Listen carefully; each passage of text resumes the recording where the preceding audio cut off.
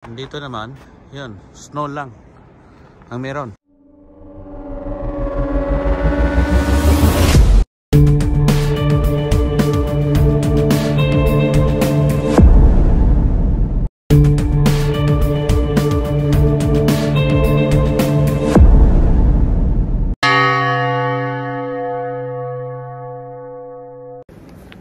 Hello guys, good morning and Merry Christmas to all my subscribers and viewers. Thank you for the support. And ito nga, muntik na ako ma-slide. Papakita ko sa inyo, punta ako ng mall kung ano yung difference, ano yung malaking difference sa Pilipinas na Pasko at dito sa Finland. Ibang-iba, malaking kaibahan.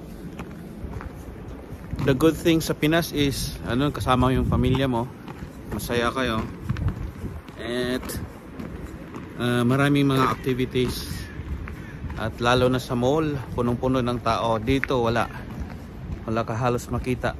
Iisa lang yung nag-open na store dito, yung grocery store lang. Wala masyadong sasakyan. Ayan.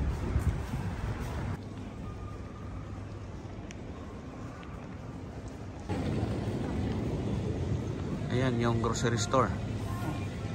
Ayan o. Sarado. Ayan. Sarado lahat. Diba? Pero kung sa Pinas pa to, puno ng tao to kasi Christmas. Wala ka masyadong makikitang tao. Just look. All of these stores. Sarado. Ayan, sarado yung mga shop. Walang katao-tao pag Christmas. It's December 25 today. Merry Christmas to all my subscriber and viewers. Thank you. Ito yung kaibahan dito sa Finland.